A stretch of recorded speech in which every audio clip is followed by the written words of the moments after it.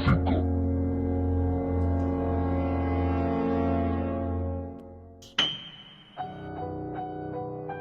Hipercrisis, Crisis 2 o Crisis en futuros infinitos.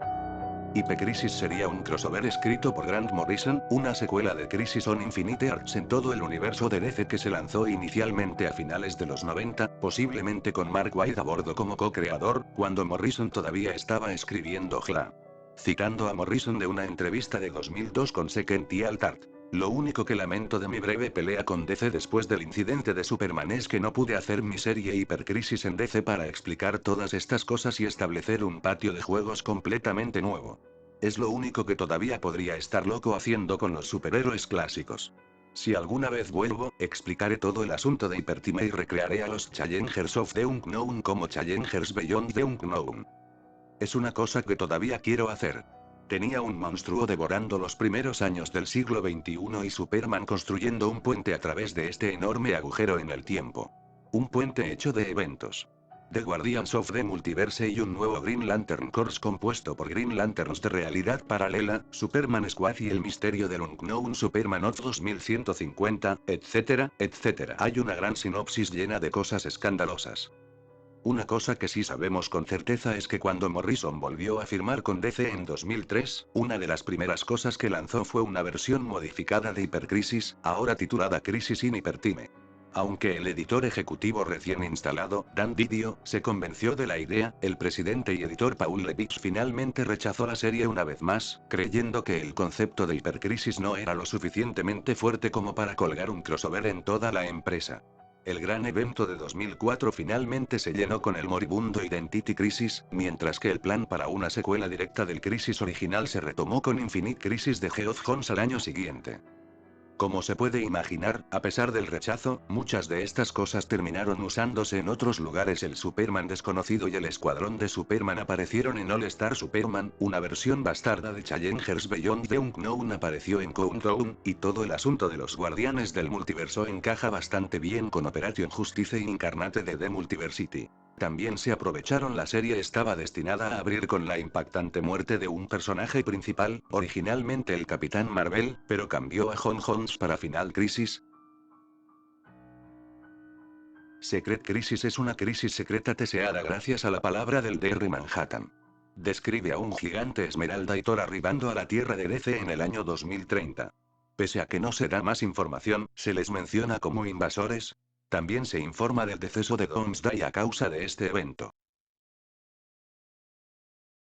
De acuerdo con Neil Gaiman, el personaje de Lucifer Morningstar está basado en él pues se lo imaginaba como un ángel adicto y el Bowie Ace entonces era el ejemplo más cercano por su imagen extravagante.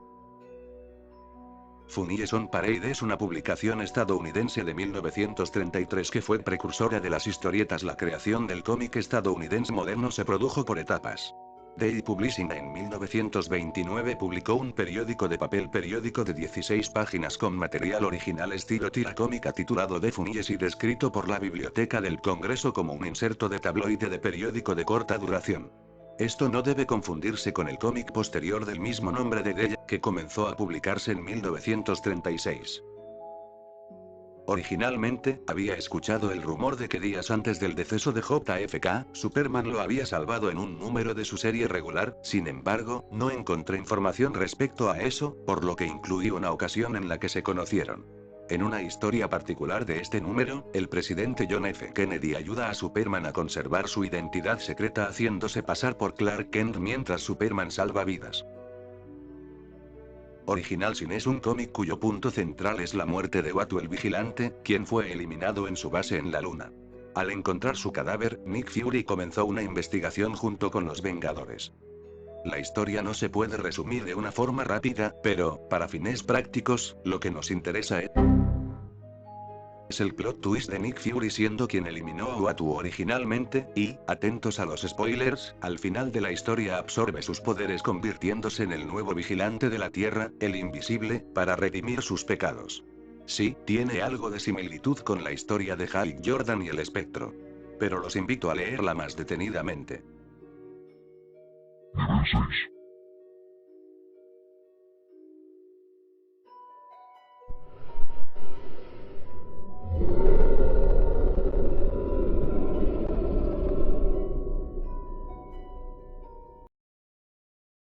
La presencia es denominado como la representación de Dios en el universo de DC.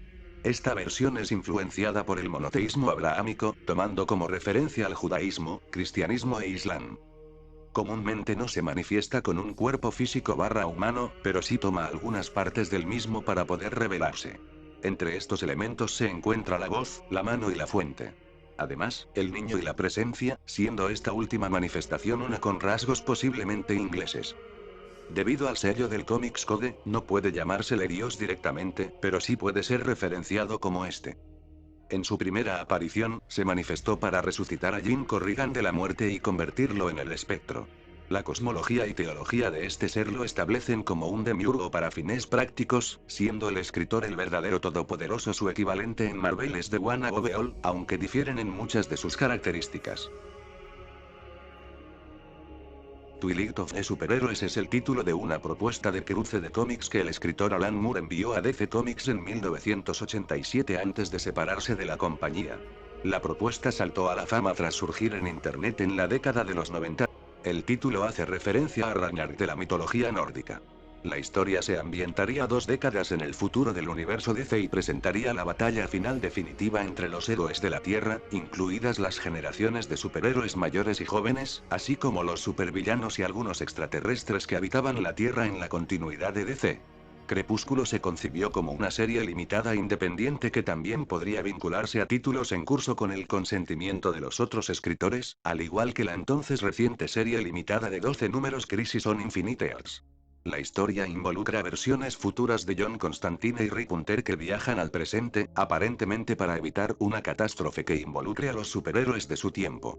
El gancho a través del cual la serie se conectaría con otros títulos son los intentos de los dos viajeros en el tiempo de reclutar a otros en su búsqueda para alterar el futuro avisándoles de los próximos eventos. La narrativa principal de la serie involucra a Constantine relatando la historia de lo que sucedió en el futuro con su yo actual mientras bebe en un bar. La serie está ambientada en el futuro, donde el mundo está gobernado por dinastías superheroicas, incluida la Casa de Acero presidida por Superman y su esposa Wonder Woman, y la Casa del Trueno formada por la familia Marvel, así como casas construidas alrededor de los jóvenes titanes, la Liga de la Justicia y una alianza de supervillanos. Las casas del Acero y del Trueno están a punto de unirse a través del matrimonio de Superboy y Mary Marvel Jr., la hija del Capitán Marvel y Mary Marvel. Con su poder combinado que amenaza potencialmente el status quo, y varios personajes intentan detenerlo. Un grupo de oponentes es una sombría camarilla de héroes sin poderes liderados por Batman. Otro involucra una alianza alienígena del Green Lantern Corps, marcianos y tanagarianos. La narrativa del futuro de Constantine termina con una batalla masiva entre las distintas facciones, que resulta en la muerte de la mayoría de los personajes con superpoderes. Una historia paralela mostraría un gueto de superhéroes en descomposición donde viven versiones decrépitas de viejos héroes. En la parte final del dispositivo de encuadre del tiempo presente, se revelaría que Hunter y Constantine habían viajado en el tiempo no para evitar el futuro del que venían, sino para asegurarse de que se hiciera realidad.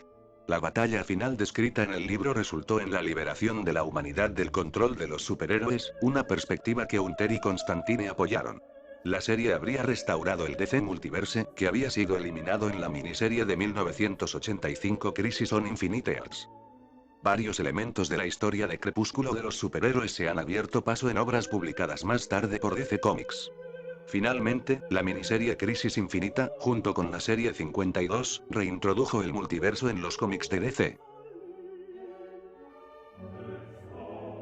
Aunado a un punto anterior, el Dr. Manhattan hizo varias predicciones para el futuro de DC en el número 12 de Doomsday Clock.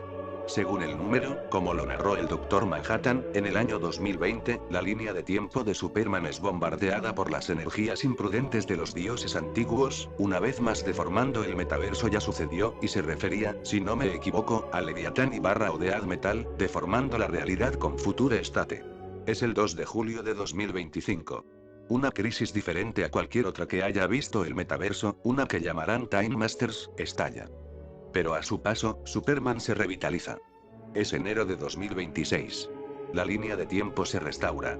Y nace la Tierra, 5G 5G era el plan original para DC que fue reemplazado con Future State, aunque desconozco si ese plan se ha puesto en marcha de nuevo. Es el 17 de junio de 2026. Superman emprende una búsqueda para encontrar a la hija perdida de Bruce Wayne. Para que pueda salvar al hijo de Bruce. El 10 de julio de 2030, comienza la crisis secreta, lo que arroja a Superman a una pelea en todo el universo con el propio Thor. Y un gigante verde más fuerte incluso que Doomsday, que muere protegiendo a Superman de estos invasores, esto ya lo mencionamos.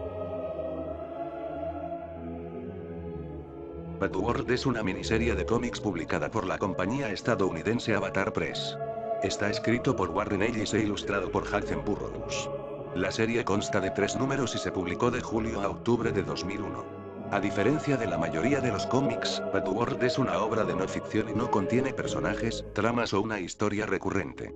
En cambio, la escritura en cada número es una serie de observaciones de Ellis sobre historias que son increíblemente extrañas, pero ciertas. La serie trata repetidamente temas como asesinos en serie, teóricos de la conspiración, cultistas de ovnis y fanáticos religiosos, actos extraños como la bestialidad, y creencias inusuales como los terraplanistas, entre otras cosas que no puedo mencionar. El arte de Burroughs proporciona un trasfondo para las observaciones de Ellis. Aunque está dibujado en un estilo realista, el arte a menudo estiliza o parodia el material que se discute. Te invito a que lo leas para juzgar por ti mismo. Swamp Thing Volumen 288 es un número inédito de la serie Swamp Thing Volumen 2. Swamp Thing viaja de regreso a los comienzos de la humanidad y le espera la mayor sorpresa. A pesar de haber planeado la historia con anticipación y haberla aprobado por sus editores, la épica historia de Rick Bates sobre Swamp Thing viajando hacia atrás en el tiempo fue una fuente de preocupación para DC Editorial, porque uno de sus números finales terminó con Swamp Thing conociendo a Jesucristo mismo. La historia debía incluir tanto a Etrigan como al más oscuro Golden Gladiator, siguiendo la tendencia del arco de la historia de resaltar un personaje específico de una época relativamente olvidado con la configuración del período de tiempo de cada número. El carácter de Cristo fue llamado simplemente Nazareno, refiriéndose a su lugar de nacimiento de Nazaret. La historia habría revelado cómo los 3 reyes magos eran en realidad asesinos y que el Nazareno era un hechicero errante. Ambos editores, Karen Berger y Dick Giordano, leyeron y aprobaron tentativamente el guión, con el conocimiento inculcado en Bates de que podrían ser necesarios cambios en el guión. Sin embargo, luego de su revisión del guión y el arte, la presidenta y editora en jefe de DC, Jeanette Kahn, consideró que la historia era un riesgo demasiado grande para su publicación. Dada la disminución de las ventas de cómics y los grandes proyectos en el horizonte para la empresa, un boicot o una protesta podrían perjudicar a la empresa, y Kahn ordenó que la historia no se publicara. No es un secreto que la industria ha estado decayendo, pero aun cuando pudiera parecer que es un problema reciente, en realidad es una situación que lleva cultivándose desde los años 90s, con historias y diseños que han estado muy por debajo de los estándares de calidad que llevaron al cómic a una posición privilegiada en la industria de la literatura. ¿Cuál es el causante? ¿Las historias repetitivas? ¿La falta de consecuencias reales para los personajes? El monopolio entre DC y Marvel, donde, por más que lo intenten, los escritores independientes no logran triunfar. Tal vez todo eso y un Batman siempre gana. Gracias a las personas que mostraron su apoyo a esta pequeña serie de vídeos, espero que el contenido del canal les agrade, suscríbanse y denle like para más historias narradas y, muy pronto reseñas. Además, cualquier sugerencia es bienvenida. Nuevamente, gracias, nos vemos después.